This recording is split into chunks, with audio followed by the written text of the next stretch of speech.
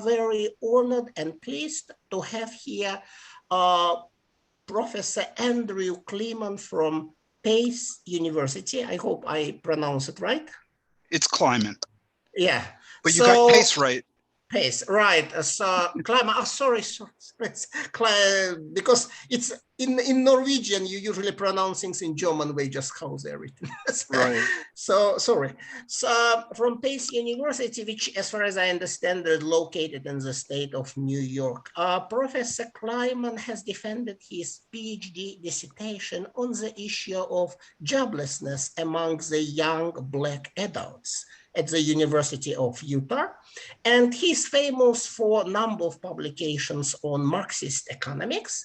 Among them, one book which came to my attention was Reclaiming Marx Capital, the book which argues that there were Marx Capital represents a system which is not necessarily internally contradictory. You have it in Korean, right?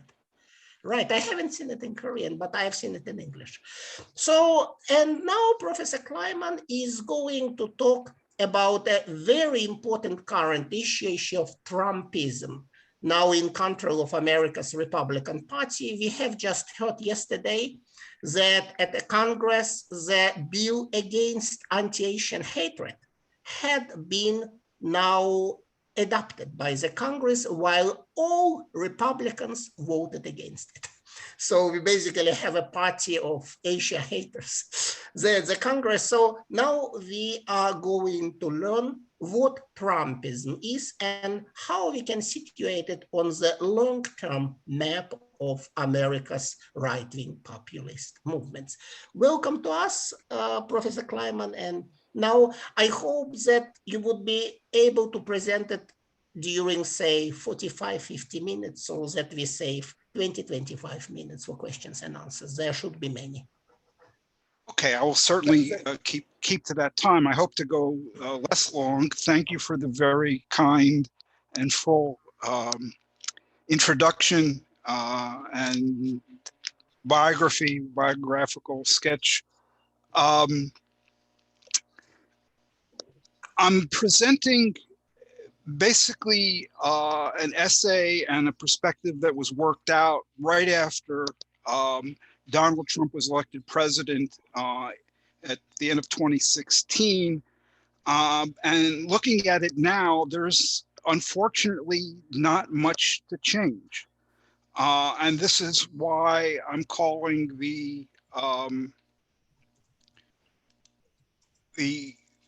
talk Combating the Ongoing Trumpist White-Nationalist Threat, Marxist-Humanism versus the Anti-Neoliberal Left. Let me share my screen. How do I share the screen? Just a minute. Maybe I would like to ask the organizers to delegate the co-hosting rights to Professor Kliman, if that will enable him to share the screen. If you can make him a co-host.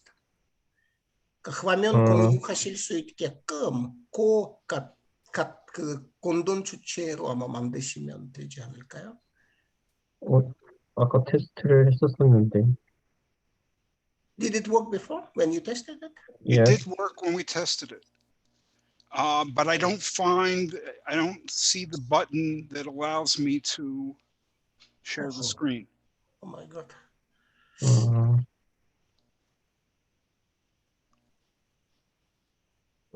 화면 아래쪽에 초록색 버튼이. So, can you see the green button in? No, I have no buttons. They disappeared.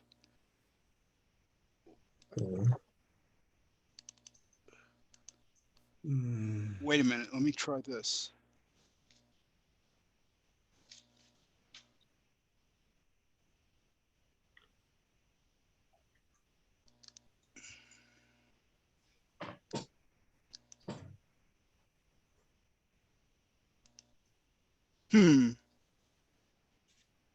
Stop video. Mute my audio.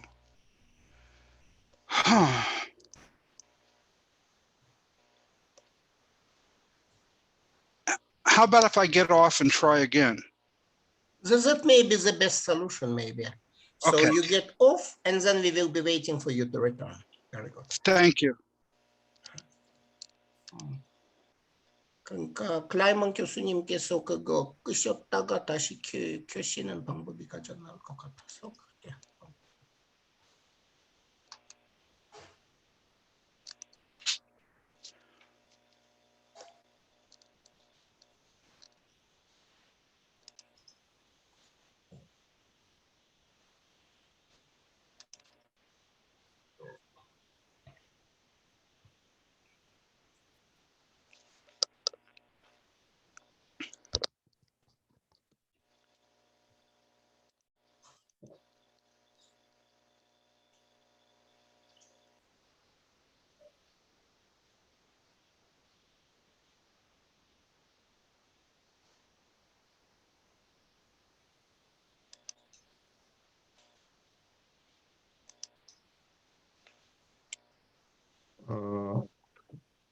or I can share your file. So, You can share my screen?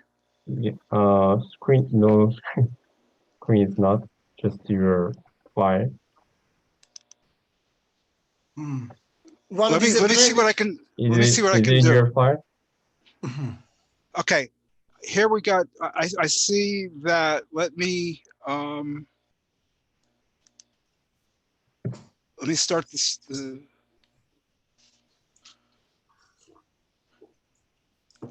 Okay, so you see it now, right?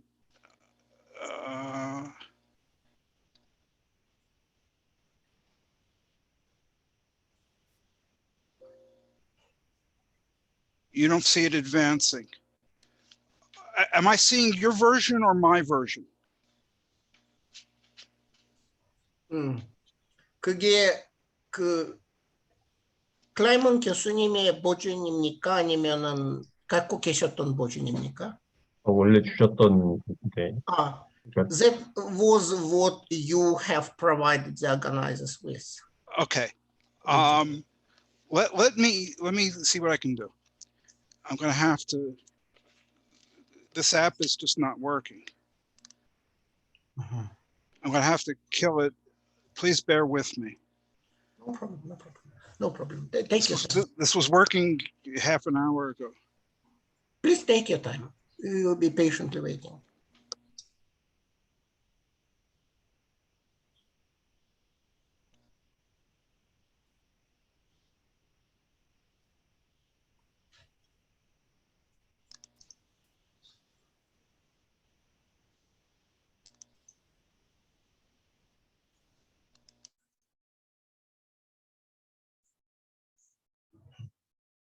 Okay. 그 클라이먼 교수님께서 지금 이렇게 끄셨다가 다시 켜도록 하실 겁니다. 지금 보니까 화면 공유가 잘 안 되시는 것 같아 갖고요. 네. 이렇게 하면은 어쩌면 될 것 같기도 하고요. 그래서 조금만 기다려 주시기 바랍니다.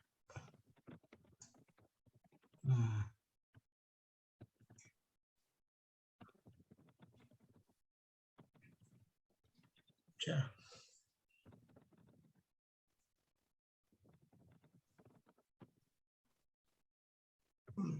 도련이 클라이먼 교수님 컴퓨터에서 화면 공유 기능이 마비된 것 같아 갖고요. 이제 한 번 더 껐다가 켜서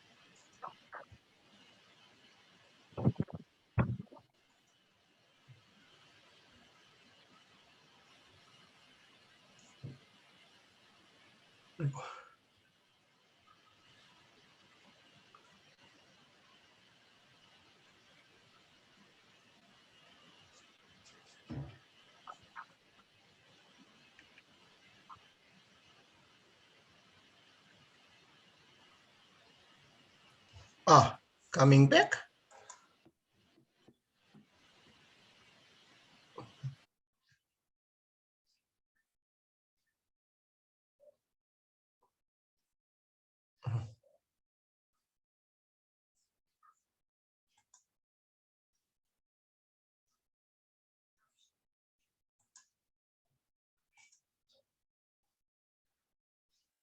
Oh, Good.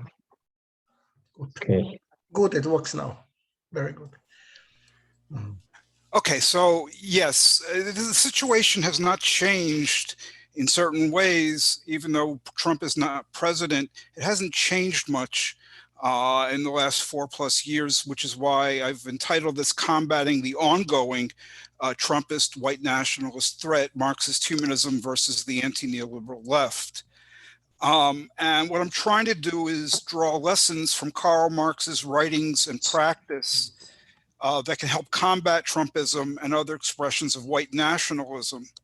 The foremost lesson is that fighting white nationalism in the tradition of Marx entails the perspective of solidarizing with the so-called white working class by decisively defeating Trumpism and other far-right forces. Their defeat will help liberate the so-called white working class from the grip of reaction and thereby spur the independent, emancipatory self-development of working people as a whole. But before I can get to how to fight Trumpism, we have to get clear about the character of what Trumpism is. And so I first want to turn to exposing the factual flaws in the narrative, which is very popular in anti-neoliberal left circles and among populist liberals, that Trumpism actually is, or Trump won the 2016 election because of an uprising of parts of the so-called white working class against the rapacious neoliberalism that caused its income to stagnate for decades. A lot of people have put forward versions of this narrative. One version was put forward shortly after the election by Boris Kagarlitsky, a Russian known as a Marxist theoretician, and he wrote that the collapse of the neoliberal world order is the cause of the victory of Trump. This really was an uprising of the forgotten and resentful provincial America against the spoiled people in California and the cosmopolitan officials from Washington who comfortably exploit cheap labor of illegal immigrants. I'm calling attention to the word cosmopolitan, which has particularly in Russia, a long anti-Semitic history. But what I want to show is that Trumpism is actually a pre-existing condition. It's white nationalist, it's authoritarian, it's xenophobic, it's misogynistic. And it predates Trump by a very, very long time. So the core of Trump's support, the Trumpite base, it's nothing new. It's not a reaction to neoliberalism or globalization, financialization. It's been there all along. Okay. So what was new in 2016 to cause Trump to get elected? Well, there were technological changes and change in the world situation, but basically to sum it all up, what was new in 2016 is that the Trumpite base was able for the first time to vote for a Trump instead of a regular Republican in the general election. The regular Republicans knew, about these people, and they managed to throw racist dog whistles to them and give them some concessions, but retain control over the Republican Party.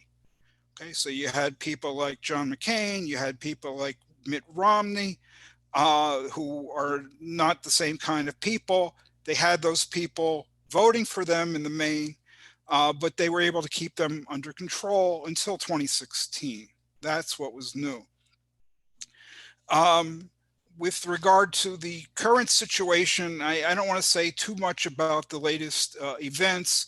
Vladimir has talked about the vote, which was in the United States, that was still today, on condemning the hate crime, the massacre in Atlanta a month or two ago, directed against Asian Americans, women, and all the Republicans voted against it, including all the Republican members of the House of Representatives from Georgia. But the real event that weighs on everybody's mind is the January 6th Capitol insurrection. And there was a study recently done by Robert Pape, a political scientist from the University of Chicago, and he expected to find that the insurrectionists of January 6 were, quote, driven to violence by the lingering effects of the 2008 Great Recession. He didn't find that at all. I could have told him he wouldn't find that. He actually found that, quote, the Capitol insurrectionists are mainly middle to upper middle class whites who are worried that as social changes occur around them, they will see a decline in their status in the future. And one of his key findings was that most of those people who came and, stormed the Capitol live in places awash in fears that the rights of minorities and immigrants were crowding out the rights of white people in American politics and culture. So their concerns are about the nation and the status of white people in the nation. These are white nationalist concerns. So this is the kind of myth that has been there for many years, and it even persists among a very sophisticated researcher until he goes and he looks at the data. The myth about the Trumpite base being driven by economic distress. Okay, so one key facet of the anti-neoliberal narrative, the anti-neoliberal left narrative, is that the rise of Trumpism, Trump's election in 2016, was due to the stagnation of income among the middle class. There's more myth than reality to that. Probably you're all familiar with this graph, which comes from Thomas Piketty and Emmanuel Saez, their famous 2003 paper showing the so-called U-turn in the share of income that's captured by the top 1% of the population. And along with that, the same data of Piketty and Saez indicate that the middle class income has stagnated or did stagnate and actually fell after 1980. But right after the 2016 election, Piketty and Saez and their new co-author Gabriel Zuckman published an interesting paper. And they basically took it all back. Here's what they write in that paper. The bottom 90% of the population, their pre-tax income growth is significantly greater than that estimated using the Piketty and Saez 2003 data. The real income figures from Piketty and Saez in 2003 understate the growth of bottom 90% incomes and exaggerate the share of growth going to top groups. And they went on in the same paper to explain why there are three reasons why middle class growth has been stronger than in the Piketty and Saez 2003 series. First of all, their 2003 approach, which they continued to use right up until they wrote this paper, overstated the degree of inflation and therefore understated the growth of real income. Secondly, because they relied on tax data, they counted tax units instead of households or people. And because the number of tax units has grown far faster than the number of people, because people aren't getting married as much, an unmarried couple is 2 tax units, a married couple is 1 tax unit. That choice caused them to understate the income growth per person or per household. But the most important thing is they recognize is that the tax data that they relied on just ignores a large chunk of income, all income that is not taxable and basically not reported on individuals' tax returns, tax exempt income. And the tax exempt income of the bottom 90% that Piketty and Sias ignored, they know it's grown significantly since 1980. So we're talking about all kinds of benefits. The portion of pension benefits and medical benefits, Social Security and Medicare, of workers that their employers provide. Also, employers provide private healthcare insurance, supplements to workers, and private pension benefits to workers. There's other items like unemployment insurance, welfare benefits, and so forth. So this is the next slide is a couple of graphs from that December Piketty-Sias-Zuckman paper, and it indicates that there was significant growth for the middle class or the middle income people. The middle 40% of the population in the United States, their real income grew by 53% after tax, using the new Piketty-Sias-Zuckman methodology between 1982, basically the beginning of neoliberalism, and 2014.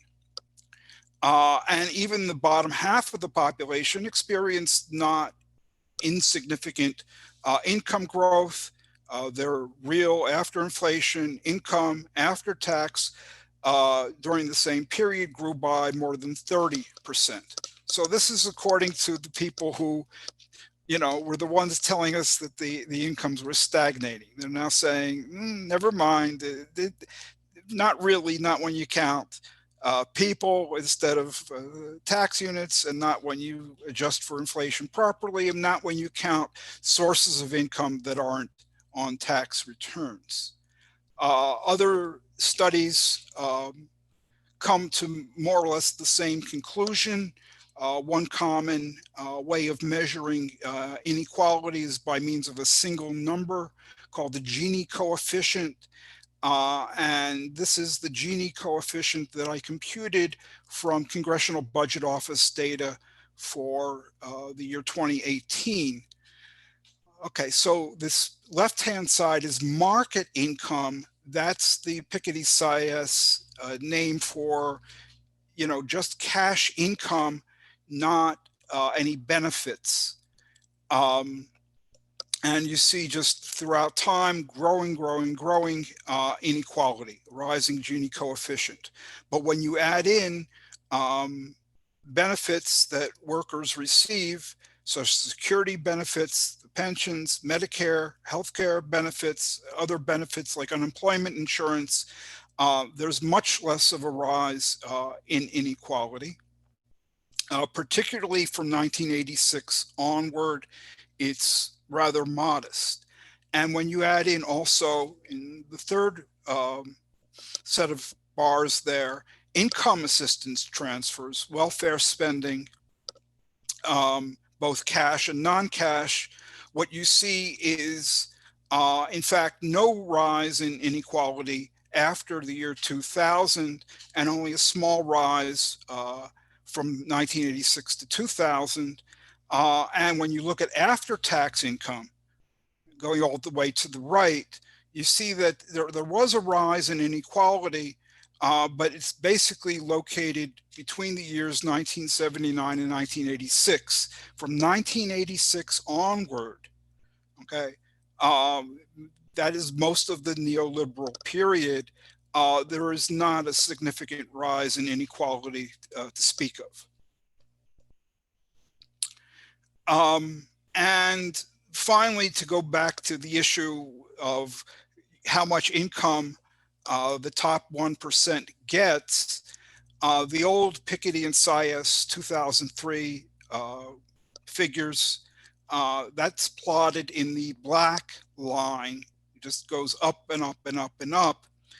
That's this before tax market income with no benefits, no welfare spending. Using the congressional budget after tax figures, what we get is the red curve. Okay, and we're looking here at changes from 1988 onward, but we're going back before as well, but we're measuring in terms of changes since 1988.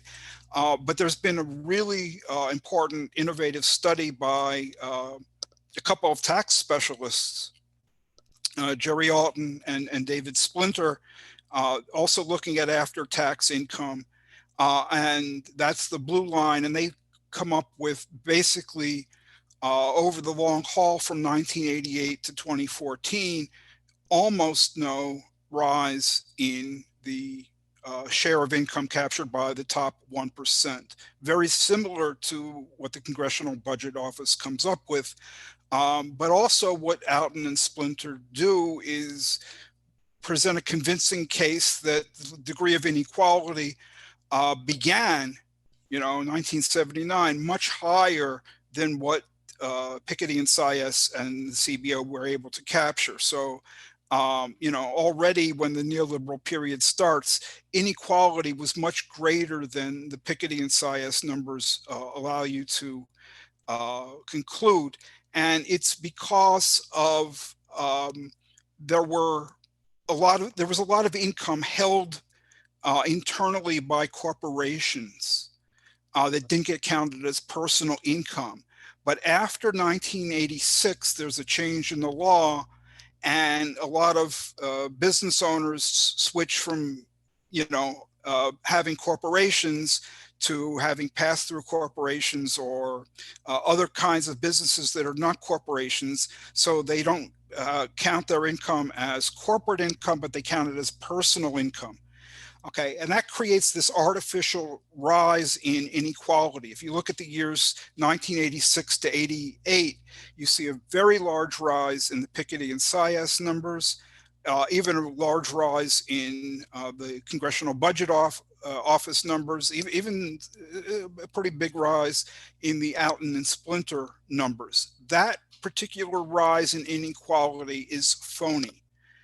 It is purely due to income that was reported on tax returns as business income. Corporate income is now, after 1988, being reported as personal income. It's the same amount of income, but it's getting counted by Piketty and Sias and others because it now appears in individual tax returns.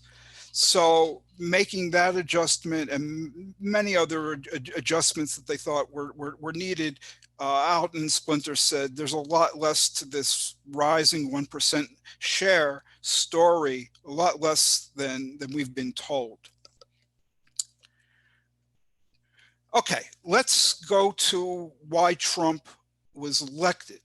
Part of this anti-neoliberal left narrative, as Kagalitsky expressed it, was that it was an uprising of the forgotten and resentful working class against its so-called economic distress. Is that the case?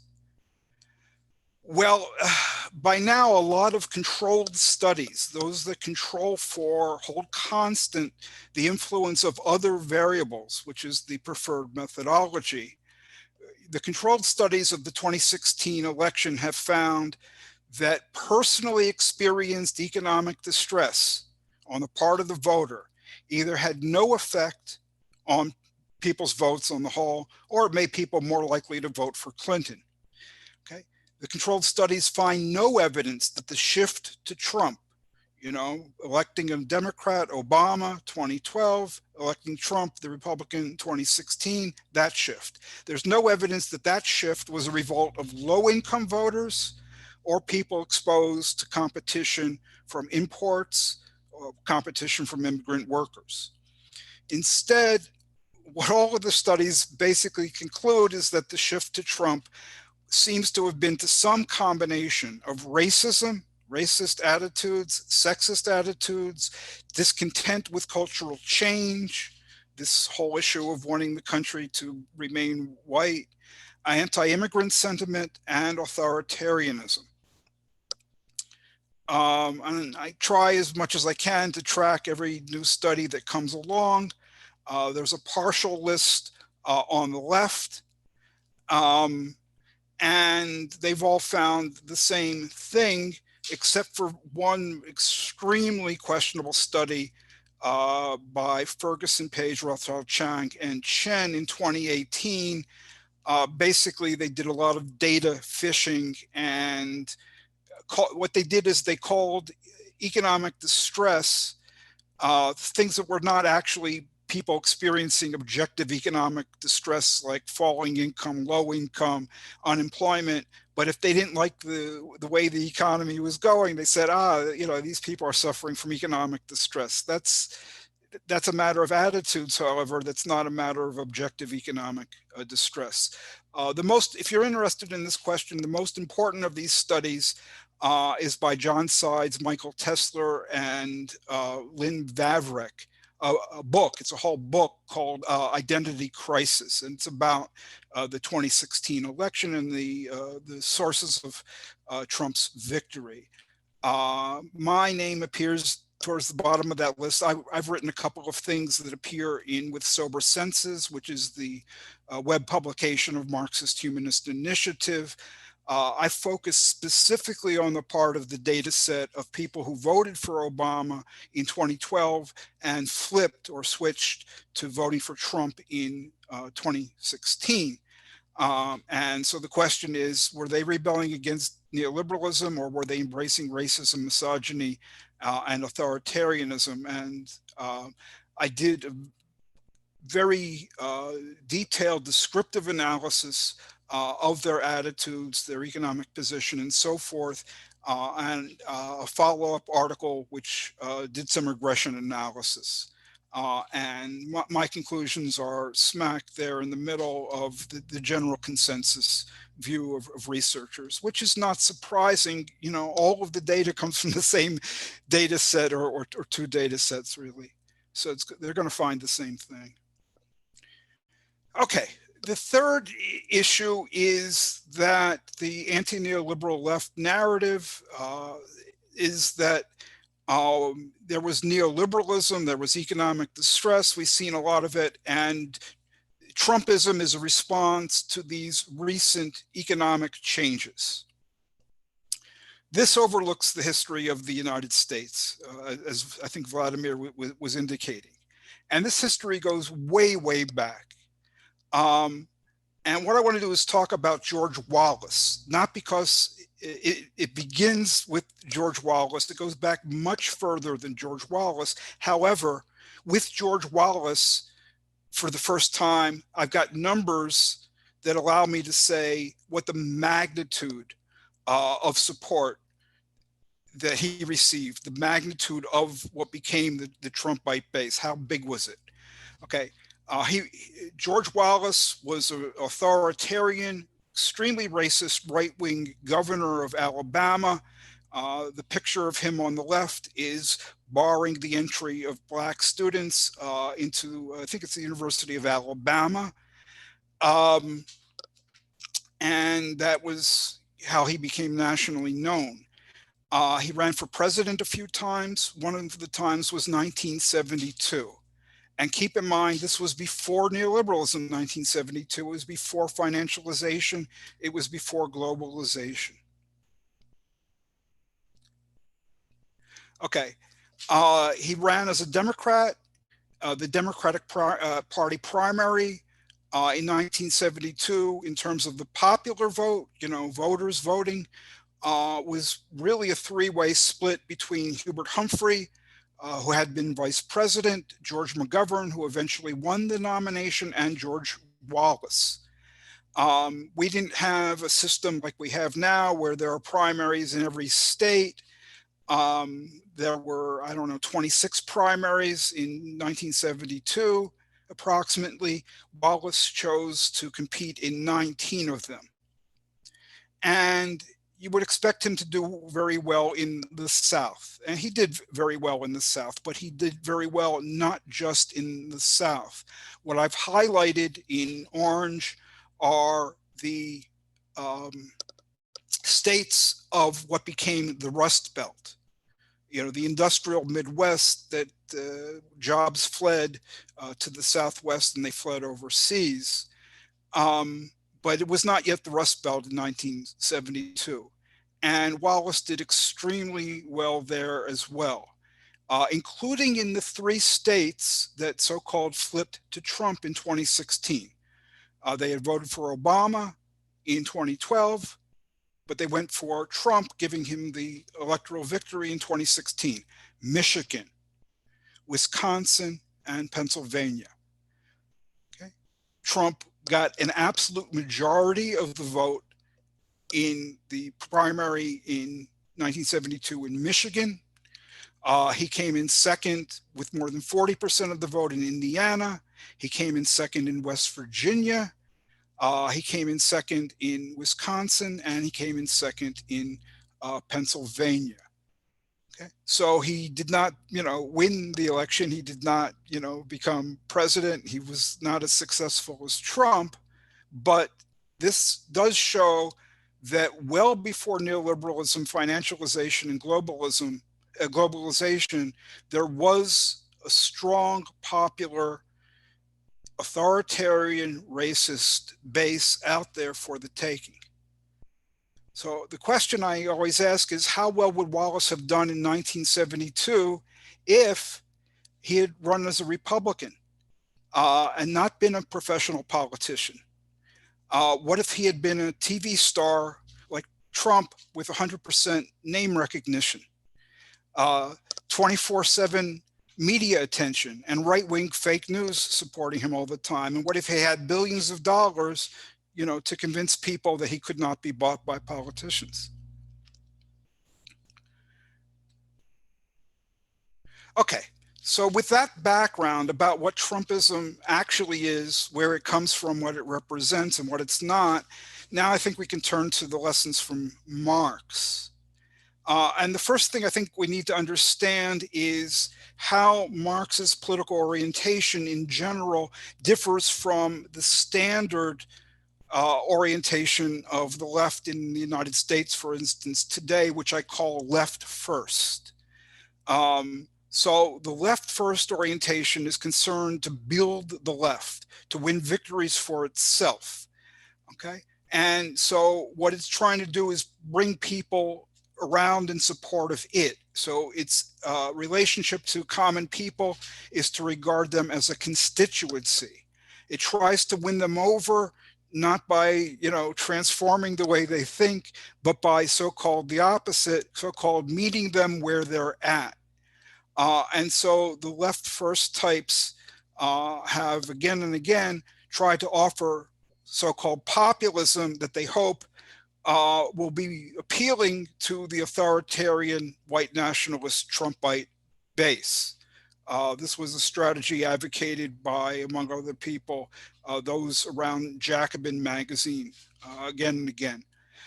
So the upshot when it comes to understanding Trumpism is that this left first orientation treats Trumpism as a legitimate rival. It seeks to outcompete Trumpism with a positive program and to be more appealing, than the Trumpism is. And I think this is very dangerous because, in my view, Trumpism is a threat and an abomination that needs to be eliminated, and that's how we have to treat it. Okay. When you treat it as a legitimate rival, you're legitimizing it. You are normalizing it, as the saying goes, and that's the last thing we should do. It's the last thing we should do. Okay, how does Marx's political orientation in general differ from the left first orientation? First of all, Marx championed the independent movement of the workers. And he meant the workers. He was not a substitutionist. He did not mean the people who allegedly represent the workers. That's not what he championed. He championed the movement of the workers themselves. And not because he was a workerist. for him, it was not an end in itself to support the working class movement, and it certainly was not, here's a way to further the left. He championed the independent movement of the workers as a means to emancipation from class society and state domination. And Marx was an internationalist. He fought against working people's identification with the ruling classes of their so-called nation. As everybody knows, he wrote, the working men have no country. And he viewed that kind of trans-class nationalism as definitely antithetical to the independent emancipatory self-activity of the workers. And against that, what he championed was internationally, but in general also, class solidarity.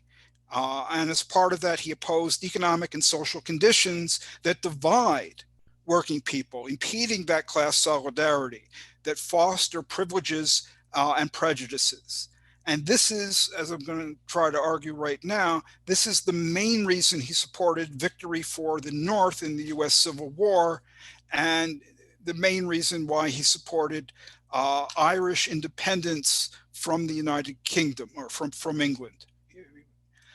Okay, so first comes historically the US Civil War, then the Irish independence struggle, but I'm going to do it in reverse order because Marx developed his thinking about the Irish part clearer, you know, through that experience, exactly what needed to be said when it came to the Irish struggle. So his thinking is, I think, sharper and clearer when we come to Ireland.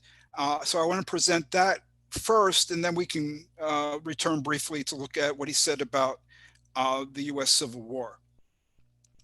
Okay, so the main reason Marx supported Irish independence wasn't humanitarian. He supported it for humanitarian reasons, but that wasn't all of it. What he was trying to do was to stimulate the independent, emancipatory self-development of the working class. Okay, and not especially the Irish working class, the English working class. That's what he was concerned with above all. He wanted English workers to fight for Irish independence, quote, not as a matter of sympathy with Ireland, but as a demand made in the interests of the English proletariat. And Marx wrote that the national emancipation of Ireland is the first condition of English workers' own social emancipation. Okay, but how would Irish independence aid English working people? Okay, that's the thing. Okay, Marx's answer is that it would strike a blow against English workers' anti-Irish, supremacist attitudes, and their nationalistic identification with the English ruling classes. Marx noted something about immigration, which is kind of modern. The Irish immigrants to England competed with native workers for jobs. And Marx said, look, this forces down wages and lowers the material and moral position of the English working class.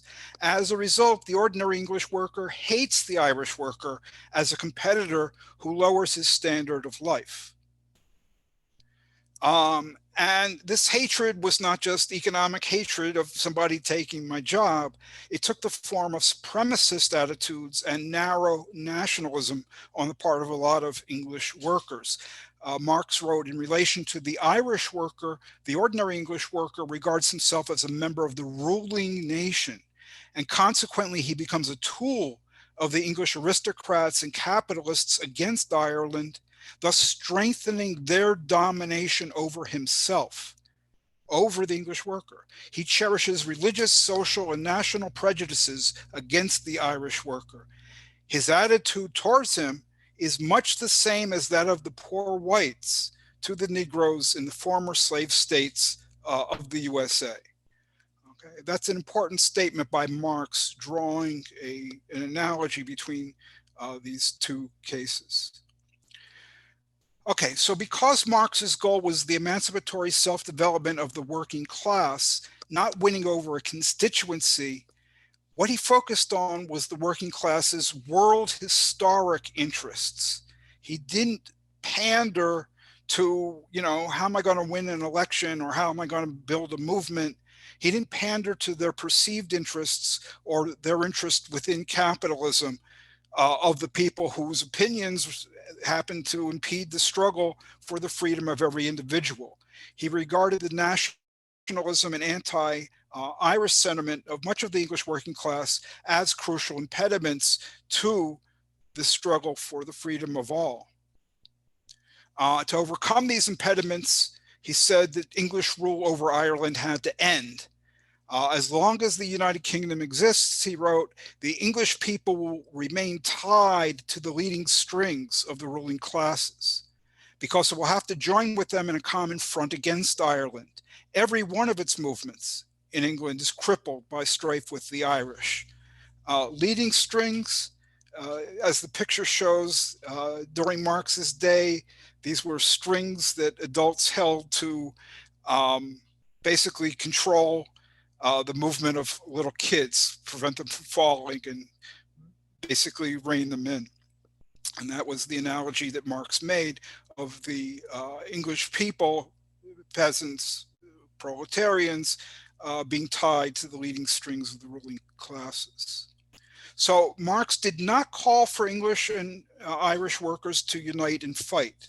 He didn't call on English workers to overcome their antagonism to the Irish. Why not? Because Marx said the English working class will never accomplish anything before it has got rid of Ireland. Okay?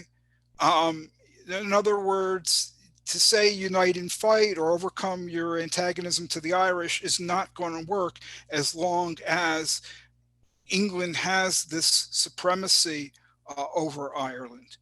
So what he did was call on the International, the first International Working Men's Association that he was part of. He called on it to side openly with Ireland and accelerate the catastrophe of official England. And he told his comrades in the International the most important object for it is to hasten the social revolution in England. The sole means of hastening it is to make Ireland independent. Hence, it's the task of the International everywhere to side openly with Ireland. You must accelerate the catastrophe of official England. To do so, you must attack her in Ireland, her weakest point. Once Ireland's lost, the British Empire is gone, and the class war in England, well, then it'll assume acute forms. Okay, so that was the thinking Marx developed with respect to the Irish struggle. A few years earlier, there was the US Civil War, and he was already working out a very similar position. He supported the North, again, not primarily for humanitarian reasons, but that as well, but primarily because he was convinced that the victory for the North would end slavery in the US, and that the end of slavery was in the interest not only of blacks, but it was in the interest of the whole working class. He wrote, as the American War of Independence initiated a new era of ascendancy for the middle class, so the American anti-slavery war will do for the working classes. He regarded the white supremacism of many US workers as a barrier to progress. They allowed slavery to defile their own republic and boasted it the highest prerogative of the white-skinned laborer to sell himself and choose his own master. But this barrier to progress has been swept off by the Red Sea of civil war. And in Capital, chapter on the working day, he wrote famously, labor cannot emancipate itself in the white skin, where in the black it is branded.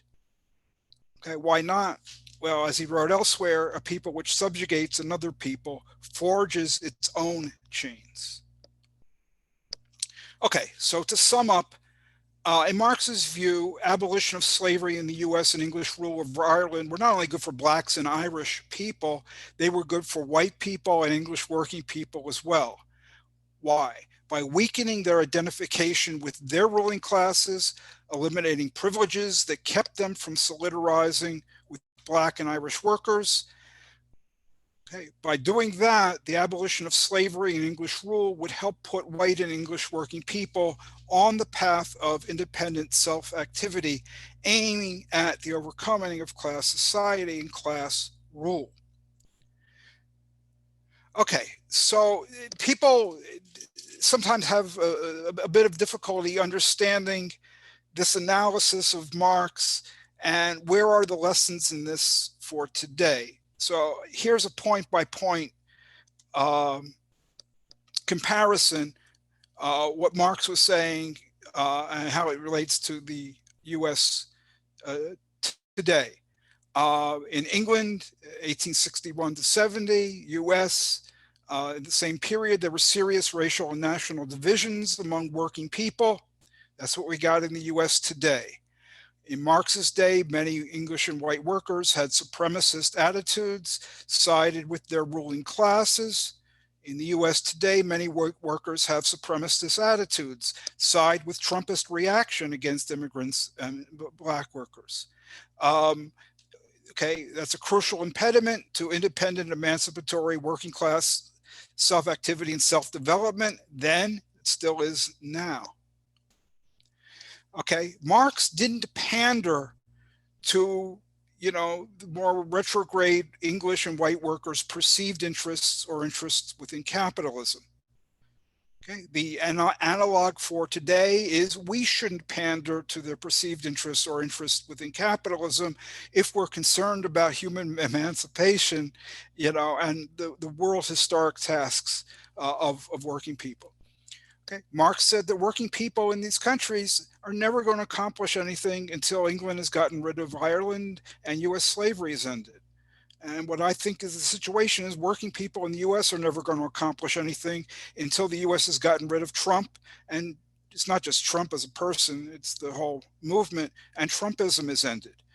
So Marx said, look, the key task immediately is to defeat England. The key task immediately is to defeat the Confederacy. So I'm saying the key immediate task is to defeat Trump and Trumpism. Okay, Marx said you got to side openly with Ireland and side openly with the North to accelerate the catastrophe of official England. Okay, to, you know, crush Southern slavocracy in the US. Okay, the analog to that today is side openly with the resistance that a lot of people on the left, including so-called Marxists, are very hesitant about. Side openly with the resistance to Trumpism to accelerate the catastrophe of Trumpism. Okay, so my final word. Summing up what Marx was getting at, the position that he took was to solidarize, to express solidarity with English and white workers by decisively defeating England. That was his position. Decisively defeating the Confederacy. This defeat will help liberate workers that are in their grip, liberate them from the grip of reaction, and spur their independent, emancipatory self-development. Okay, and that's what we should do. The same thing, solidarize with the white working class, the whole working class, by decisively defeating Trump and Trumpism. Okay, not pandering to it, not viewing neoliberalism as the main enemy, viewing Trump and Trumpism and the forces around it as the main enemy, and defeating them will help to liberate the workers who are taken in by Trumpism from the grip of reaction and spur their independent emancipatory self-development. Thank you very much. That's the end. Thank you very much. It was extremely interesting presentation on what you can call a topical issue. The issue is ongoing. It looks like Trumpism has been so far more or less defeated in the realm of mainstream politics. But of course, the question is that his popular base is still there. And it also looked as if he actually got several millions new voters if you compare his voting counts when he was elected and then when he was not elected last time. Actually, the number of his voters actually increased, which is, of course, a very, very troubling sign. So thank you very much for extremely interesting presentation. And now it's time for questions and answers. May I suggest that we proceed in the following way. Those who would wish to ask a question, please choose one of the following methods.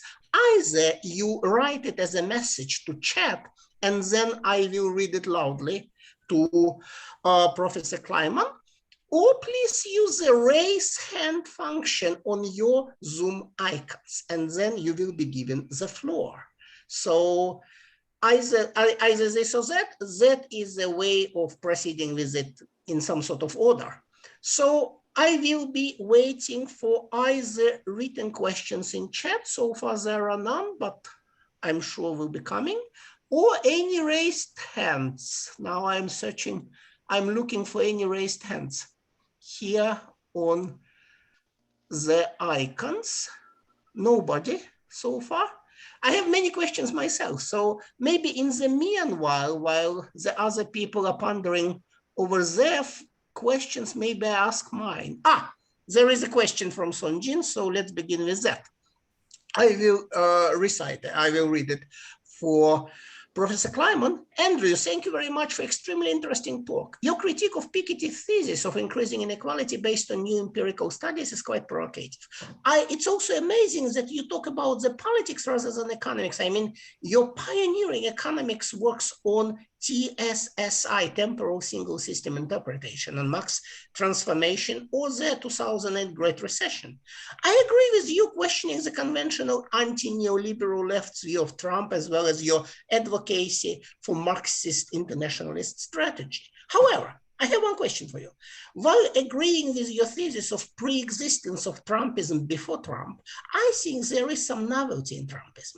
I do think Trumpism reflects the effects of the long economic downturn and the crisis of liberal international order, which had been sustained by the US geopolitical hegemony and the post-war long boom. What do you think about it? Looks like a very good question, which probably a number of people here would like to ask. So the floor is yours, Andrew, please. Is there a way I can read this? I didn't get every word. You cannot get, sorry? How do I read Sungjin's I have just read it for you. I have just I missed a couple of words. Okay, I can reread it in chat. It's in chat, but I can read it once again. Okay, let me get chat up. Okay, provocative. Okay. Huh? Okay. Okay. Yeah. Well, thank you, Sungjin. Yeah, why am I talking about politics rather than economics? Because I'm sitting here in the United States, and I have been, and it's been going on now for 5 years. We have a really threatening, desperate political situation. And in some ways, the situation in the US is not just a matter of us, but it's a matter of the future of the whole world, because of the supremacy of the United States and being, so heavily nuclearly armed. And, every day is just new horrors, extremely troubling. You get this stuff about, the Republicans voting against the condemnation of the hate crime in Atlanta, for instance. What Vladimir said is it looks like Trumpism has been defeated in the political arena, not where we stand. Now, not where we're in the United States. It doesn't seem that way to us. There's all these efforts to suppress the vote, to keep people from voting. But even worse than that, there are all these efforts to put the certification of the election, the stamp of approval of the election, in the hands of partisan Republican legislatures and governors and so forth. And on TV today, they had somebody, and he asked 2 experts, Ruth Ben-Ghiat, who's an expert on authoritarianism, fascism, Mussolini, and an old former conservative, I can't remember his name. I can't remember his name. Anyway, 2 very well-known people. And the host said, if a Democratic candidate wins in 2024, wins the presidency, and the Congress, Senate, and House of Representatives are in Republican hands, will they certify that Democrat as the victor of the election? And both of them just said no. Okay, that's the situation we face, where the threat to liberal democracy is ongoing, even though Trump, lost by 7 million votes. So Sung Jin's question, to get to that, is basically, is there some novelty in Trumpism?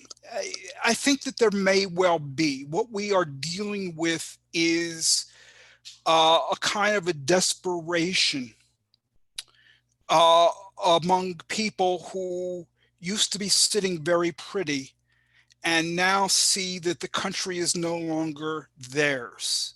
This is what they, Trump's message was "Make America Great Again," take back our country. That's the whole message, and it's largely demographic change.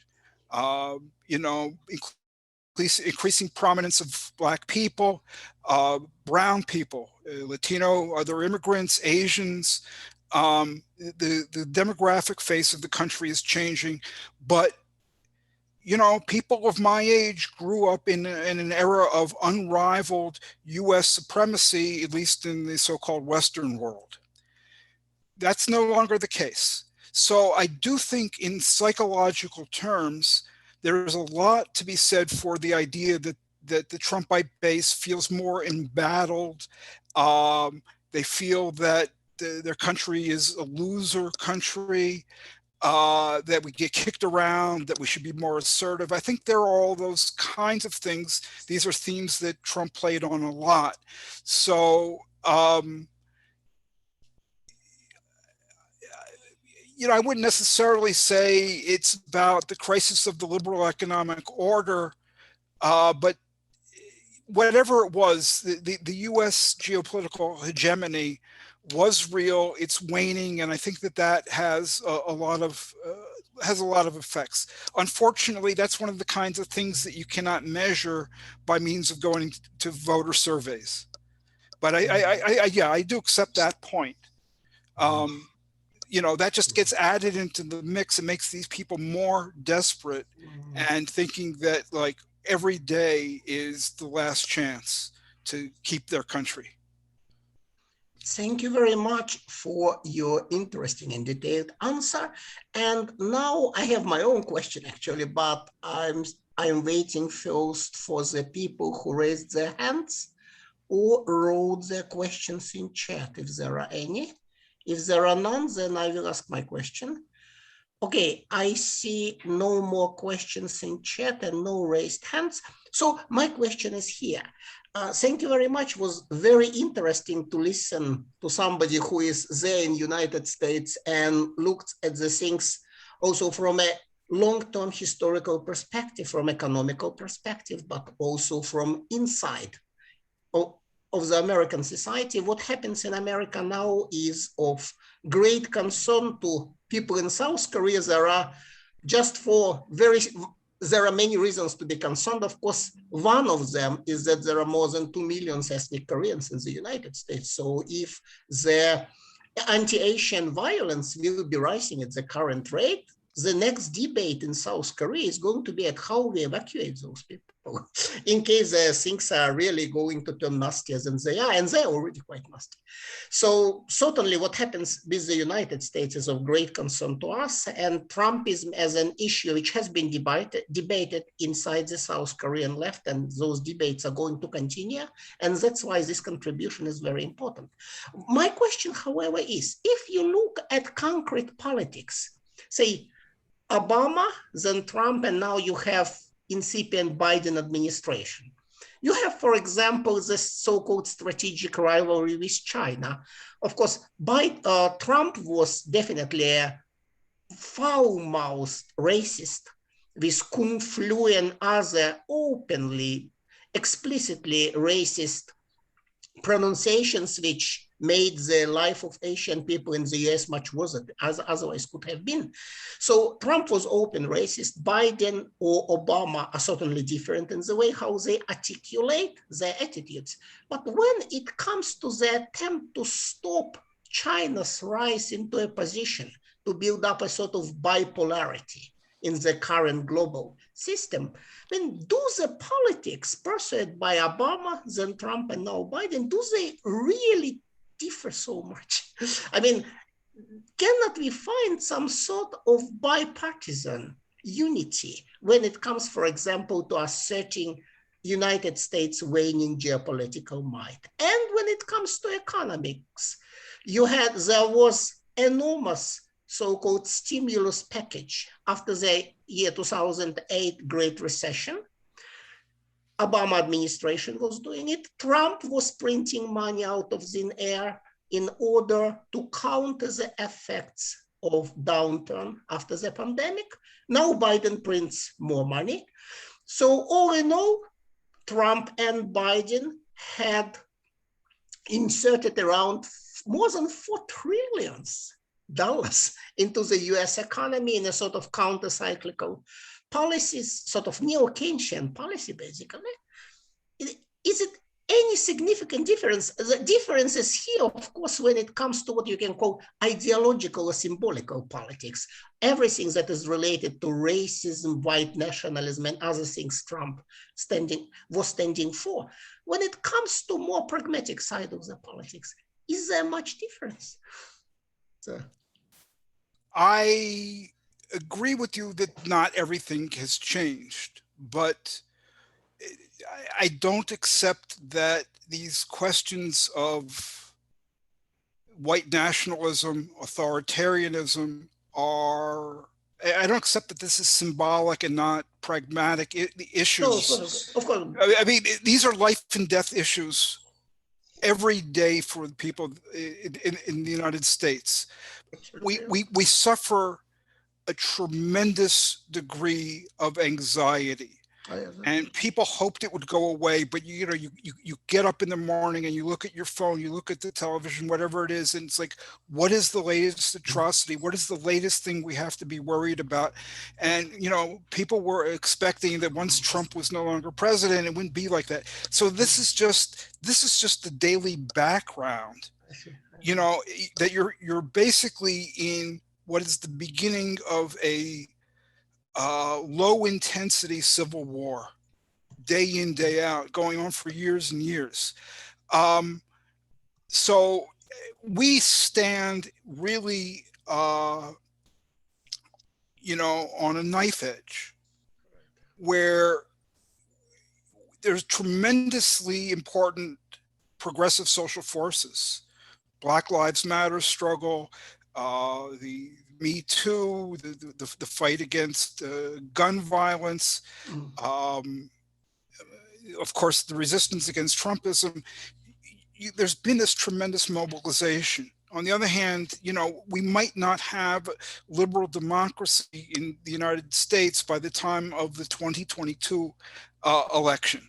So, look, there's a lot of things where, they all more or less agree, or really, frankly, what was going on is Trump just didn't understand a lot of this stuff. And he also had trouble figuring out how to manipulate the bureaucracy, the so-called deep state. And so pre-existing policies carried over in his administration. God forbid that he had ever, actually been able to continue his reign. We might see something continually different. I mean, here's a man who, is in love with the despot who controls North Korea.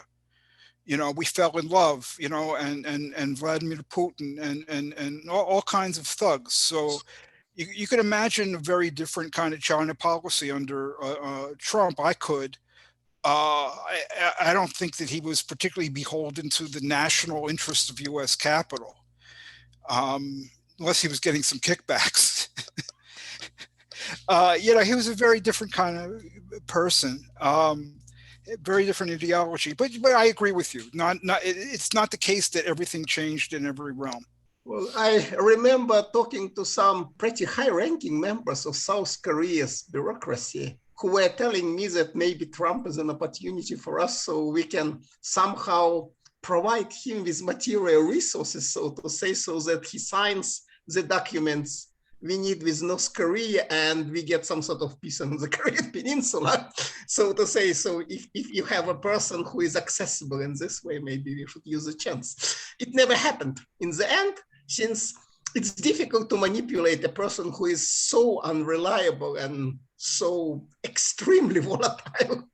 But anyway, Trump also looked like an opportunity from certain angles. But anyway, we are having now more questions, and the next question was from Son Mia Sansanim. I will read it. Thank you very much for your presentation. The two questions are: can Biden's emergence in the US change the current political relationship in the United States? And the question number two is: it is necessary for white workers to unite on the issue of racism, but why not for black workers to stand by themselves? Can white working class give solidarities to the black people? So, yeah. Right. Okay. I mean, can Biden's emergence in the United States change the current political relationship in the United States? It's possible. I don't expect much of that to happen because the game that they play is politics. Just like I was criticizing the anti-neoliberal left, the Democratic Party, well, all factions, they're basically looking to the next election, and their strategy for success, believe it or not, is how do we pull away 2% of Trump voters, you know, and entice them with all kinds of social democratic programs and stuff. Ignore the white nationalism, ignore the racism, the xenophobia, the misogyny, ignore all of that, you know, and maybe we can win them on the basis of economics, even though that's not what's driving most of them. You know, that you can win elections like this, but I tell you, it's first of all very risky. Biden almost didn't win, and then you know he won, and the election was almost taken away from him. And okay, so there's that, but the Democratic Party is tied to this electoral strategy, which I think is a dead end. You know, I mean, I voted, okay, but as a matter of what's going to save the world, what's going to save the United States, it's not where their heads are at of trying to placate Trump's base, misogynist, and so forth. It's very risky, and it keeps psychologically keeps us on edge constantly, and this is causing a lot of psychological health problems and everything in the country. One thing that the Biden administration is beginning to do is to have the Department of Justice crack down on white nationalist domestic terrorism as represented by the Capitol insurrection.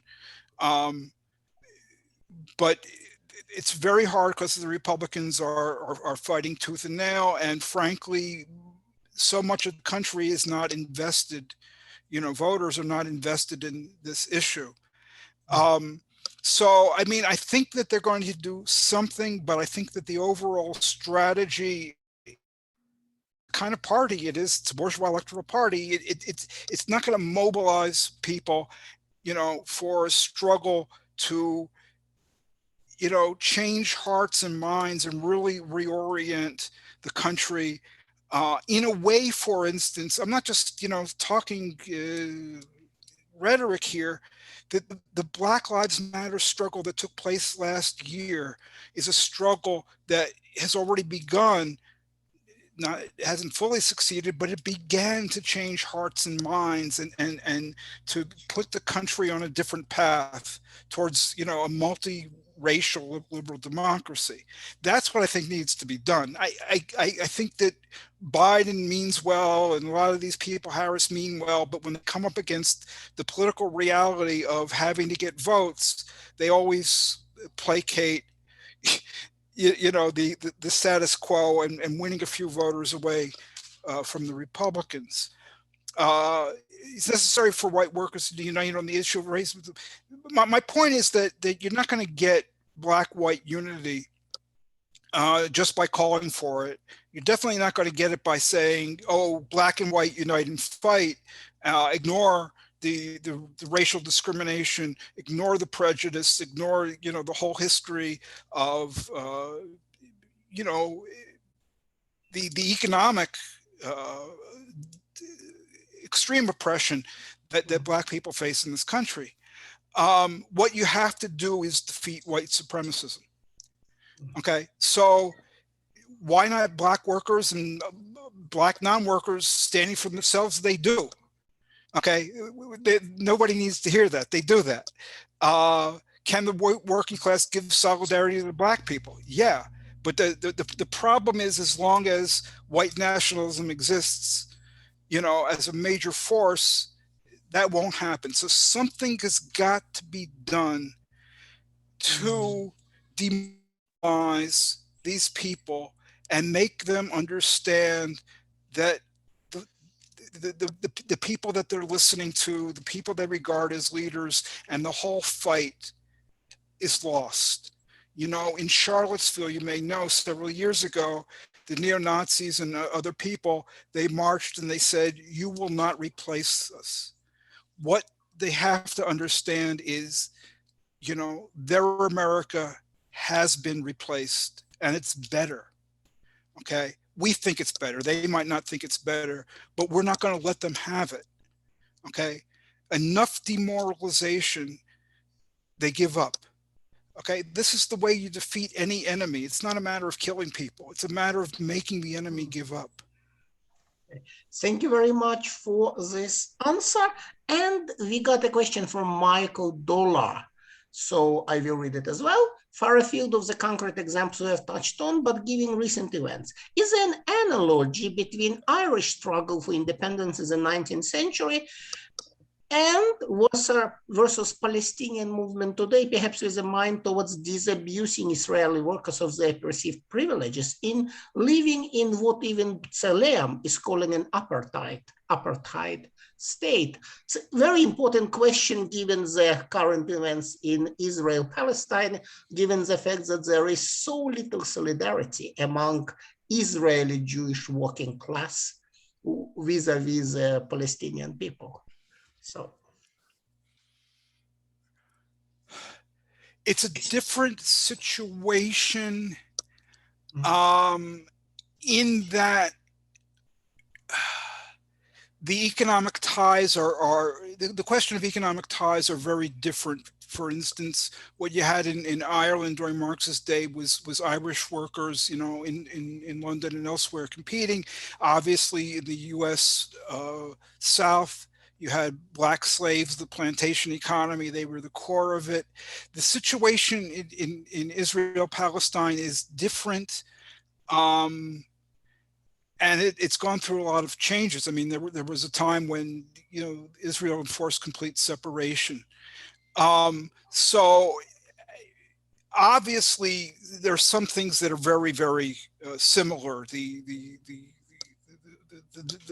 prejudice, among Jewish Israeli masses towards Palestinians, towards Arabs, a lot of those are very similar. But I would have to do a lot of thinking and studying up on the concrete situation to know, in terms of like a strategy for what to do, what might be helpful in what Marx was saying, if anything. It's different because you really, to some degree, have more of a situation of separate populations, or a population in occupied territories, which is kind of a different thing. But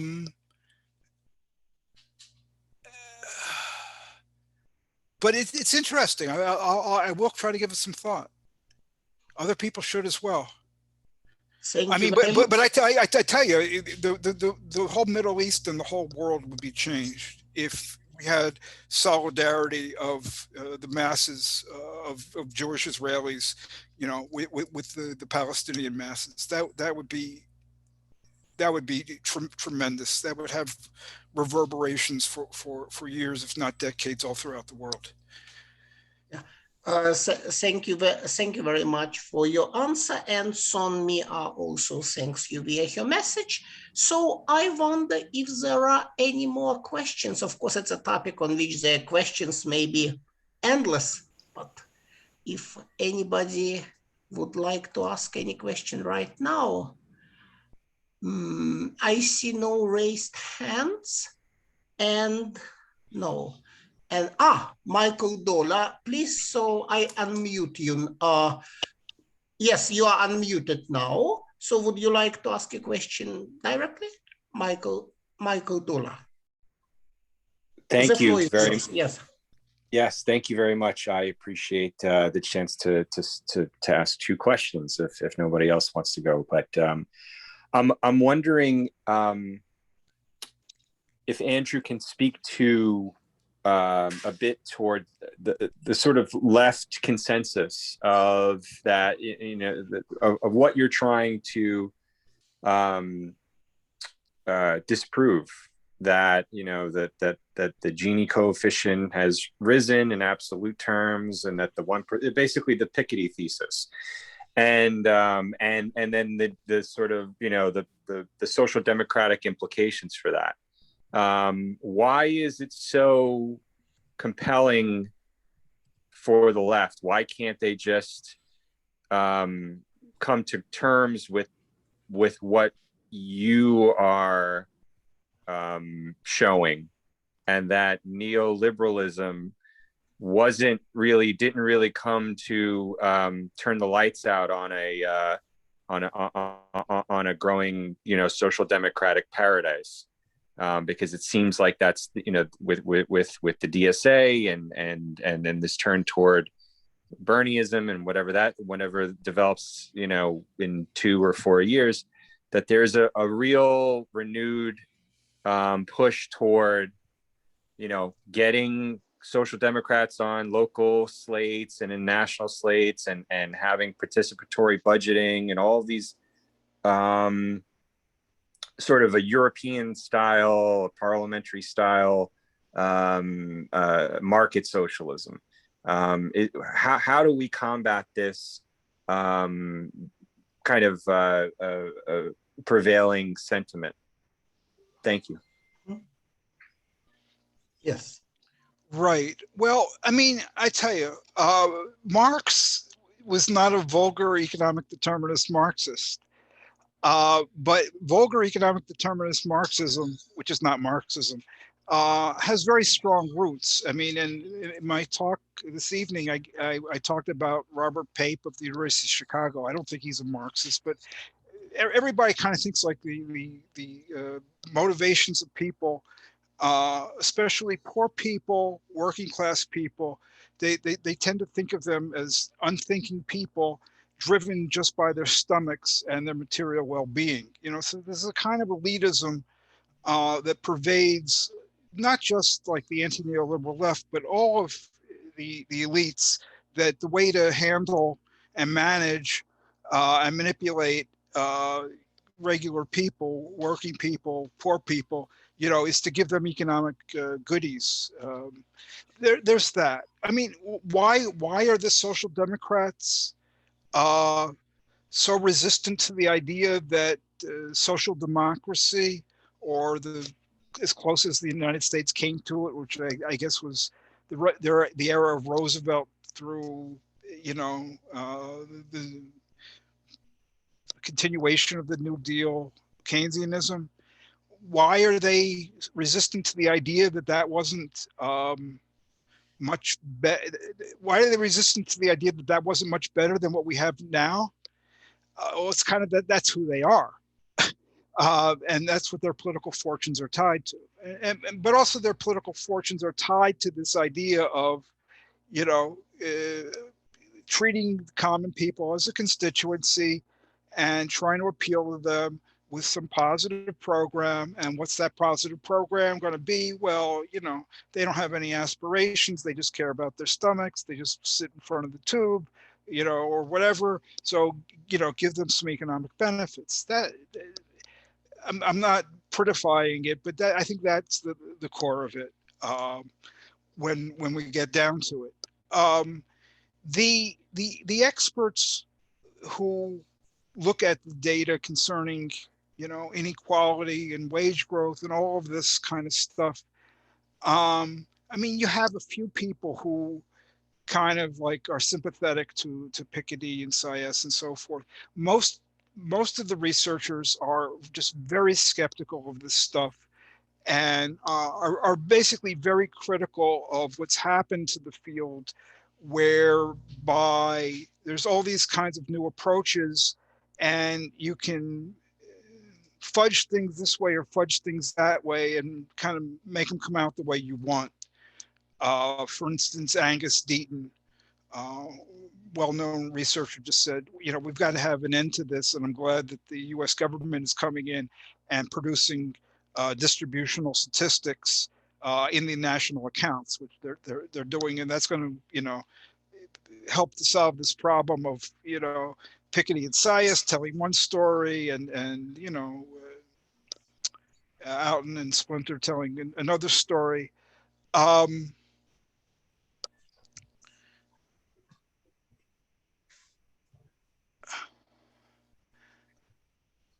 tell you what, there's another issue as well. The period of neoliberalism did have a really detrimental effect in the United States on part of the working class. Which part? Well, we're talking about this Rust Belt. We're talking about the industrial Midwest. We're talking about mainly male workers in heavy industry, in unionized jobs. At the heyday of the unions, these people weren't living comfortably, but they were able to support a whole family on one paycheck. They had seniority rights, so forth and so on.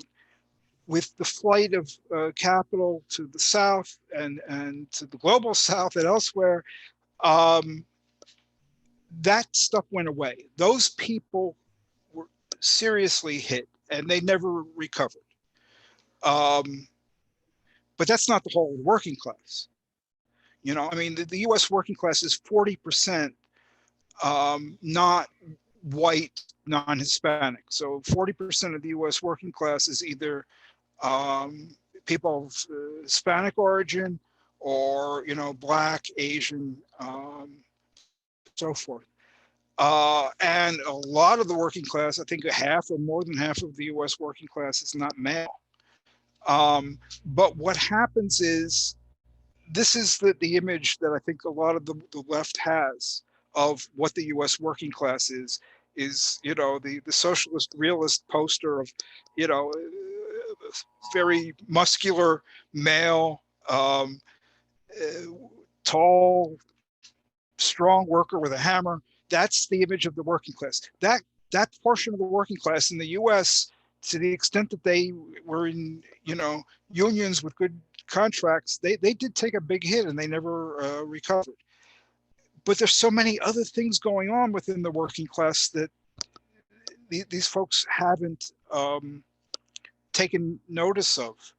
I think that's mostly it, but I'll tell you, it's very hard to discuss this when you just get people denying that benefits are income. There's just like real ignorance and people being satisfied with their ignorance, and they'll say, no, you get Social Security benefits paid, you don't receive them, but the benefits are put in for you by your employer. That's not income. Your employer is paying, your Medicare insurance tax. That's not income. Yes, that is income. All the researchers everywhere in the world say that that's income. You know, and like, who are you to up by the seat of your pants come up with your own definitions? I think that there is just like a real lack of willingness to discuss these issues openly and seriously. People treat it as propaganda, and they rather, you know, put forward their propaganda without any things standing in the way. Thank you very much. And I think we have one more question from Son Mi A. Sansenim, maybe it's going to be the last one for today. Nowadays, the racial contradictions are increasing in the USA. How do you think that the racial contradictions are related to the class contradictions nowadays? Well, probably it's a question on which you can write a monograph, but if you could just formulate it briefly. Right. Well, as I was trying to develop in the talk, to see and experience and to focus on the class contradiction between capital and labor becomes much harder because of the division on racial lines and national lines within the working class. That's kind of like the primary problem. You know, I hear all this stuff about race and class and the intersection of race and class, and it's not really an issue of intersection of different things. The race question in the United States is a class question. It has always been a class question. Okay, you cannot understand the US working class without understanding that the Black people, the masses, not every Black person, but the Black masses are at the bottom on the whole of the US working class. They have lower income still to this day by a significant amount. Their holdings of wealth are much less than that of, you know, even white working people, you know, and their only wealth is they own a house and a car, right? So they have, you know, not as much access to good jobs. There's all kinds of discrimination, including outright, you know, throwing resumes in the trash because there's a Black name, you know, on the resume. All kinds of discrimination. So it's not that there's one set of issues that are class issues and another set that are race issues. And it's not just a matter of certain individuals experiencing both because they're, you know, Black and a worker, or a woman and a worker. To understand the working class relative to capital, you have to understand that it's not some unitary blob. You know, it's differentiated within itself. And in the United States, I mean, the main divisions are by gender and by race. Of course, also nationality. I mean, there's a really big issue with, you know, workers who have rights because they were born here and or citizens, and those who don't. But to understand what the working class is, you have to see it as not just one undifferentiated blob. Exactly. Thank you very much. I guess that was very sufficient answer to the question. Thank you very much. And yes, Sonmia, thanks you as well. And as it looks like the questions are more or less exhausted now, and our time now is running to the end, I would like to thank our speaker today, Professor Andrew Kliman, for his extremely interesting, very fascinating, thought-provoking contribution on Trumpism, and the future fate of both racial and class struggles intertwined as they are in the United States. Thank you very much. And would like to thank our organizers for making this talk possible, and everybody who had listened for your interest in Marxist theory, Marxist analysis. Are organizers going to say something in the end? No? No. Thank you, organizers, and thank you, moderator. Okay, so, but then I hope that you will be staying with us for the next lectures in this series on current global Marxism. Thank you very much all, and then let's call it a day. Well, it's night in the United States, I guess, but it's still day here. Thank you very much. Goodbye. Thank you. Bye-bye. Goodbye. Thank you, Kliman. Thank you. Thank you Thank very you. much. Thank you.